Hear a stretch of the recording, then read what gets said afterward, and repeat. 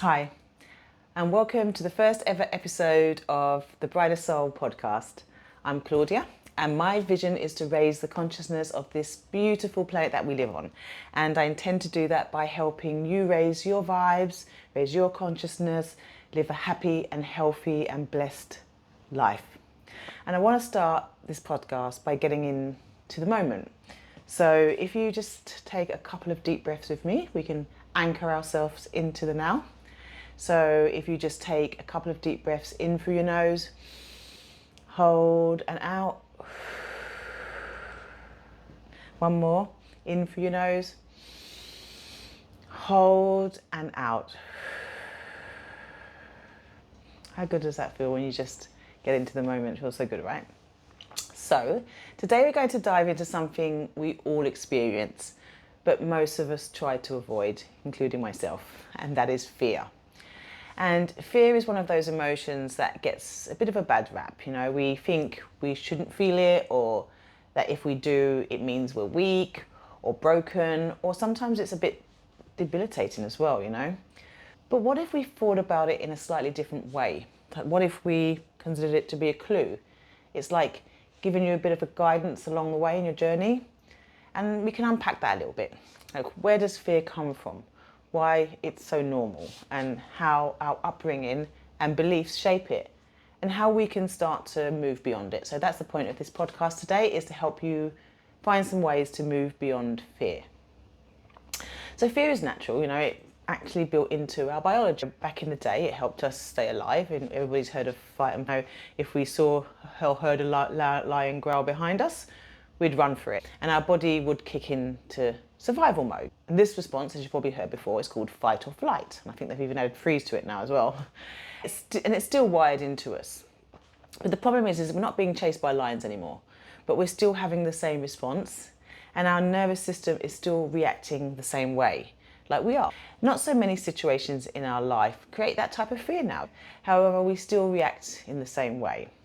And it could be something like you're at work and you get that email from your boss, or something's happened, or as a client, or maybe just speaking in public, or even sometimes fear of other people and cultures, you know, that we don't know much about.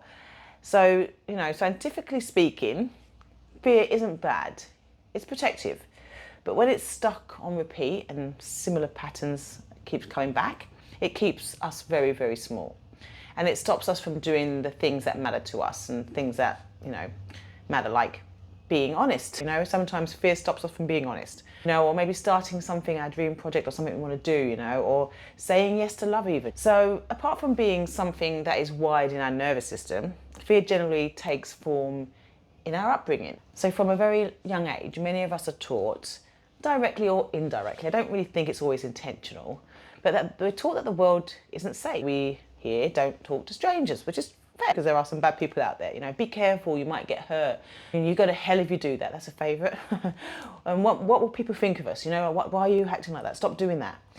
Even if it was well-meaning, these messages will plant seeds of fear into us from a very young age. We start fearing the world, and we also start fearing judgment or rejection, and we also kind of carry it within ourselves. And even like cultural and religious layers also can form part of our fear. You know, some cultures teach obedience through fear, and some spiritual systems are based more on punishment than they are on love. So by the time we're adults, fear is no longer just about survival. It's about fitting in, being accepted, not rocking the boat. And I think these things kind of become what we are. And when we try to break free from that, our body rings the alarm bells and says, nah, got to stay safe. But when you really think about it, most of what we fear isn't dangerous. It's just unfamiliar. That's all it is. So let's talk about fear and the ego, because they are best friends. The ego is like a little internal protector that we have within ourselves. It's formed when we're very young, trying to make sense of the world, and keeps us safe. You know, that's its job. It loves safety. It thrives on predictability, control, making sure we avoid anything uncomfortable or risky. And I will tell you the truth, the ego does not care about your joy or expansion. It doesn't. It only cares about survival. That's all it wants. But there's the spiritual truth as well to this, that you are not your ego. You are the awareness behind the ego. You are the one watching the fear. You're not really it. And that's where your power lies. You can kind of compartmentalize it and move out of yourself. It's not really true. Fear often isn't true. And this might sound strange, but fear can actually be a bit of a compass for you. When fear shows up, it often means you're standing on the edge of growth. You know, you're stepping into something new, something unknown, which is actually fabulous. But the nervous system is freaking out because it doesn't have a script for what you're about to do. But what if we didn't run from that fear? When it came around, you just paused, took a breath and said, I am expanding. How fabulous is that? Rather than fear, you're expanding. I'm about to expand. How great is that? You see, fear only really has power when we resist it. It keeps us small and safe. And it's when we meet it with curiosity and when we breathe into it instead of avoiding it, it starts to lose its grip. And there are layers of fear. So you might get past one set of fear and then you might come across another. So it's an ongoing process. How do we work with fear rather than be controlled by it? Here are a few simple ideas. So first, you can name it. Just say it out loud, so you're not afraid. Don't judge it. Just acknowledge it. Fear usually thrives when you're inside, in your thoughts. So it shrinks when you shine a light on it. So just shine a light on it. Another good tip is to breathe. When fear hits you, sometimes our breathing gets a bit shallow. So just take slow, deep breaths to signal to your nervous system that everything is fine. The 3-4-5 technique is great. So you inhale for 3, you hold for 4, and you exhale for 5. And that really helps regulate your nervous system and calm you down a bit. Another way to overcome your fear is to challenge the thought, Ask it, is this fear based on fact or a story? Chances are it's going to be a story or something you've made up or something from an old mental loop from your past and that really isn't true anymore.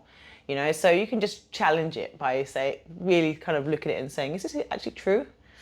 And then just take small steps. You don't have to leap off a cliff or anything. You just take a small action towards something to overcoming your fear, and that'd be great. And each step will build a bit more courage. And then if you really are challenged with gripping fear, like anxiety that a lot of people have, I'd recommend you talk to somebody and get some help, a coach, a friend, a therapist, sometimes when you share this information, and maybe it's something you can't do yourself, you might have a better opportunity of bypassing it and finding tools and tricks and to help you. So to wrap up, here's what I want you to remember. Fear isn't a flaw, it's a signpost. You're not broken because you feel afraid, because you're human, we all have it, it's kind of inbuilt in us. But you're also very, very powerful. You're amazing humans. We're all amazing spiritual beings having a physical experience. So the more you get curious about your fear, the more free you will become.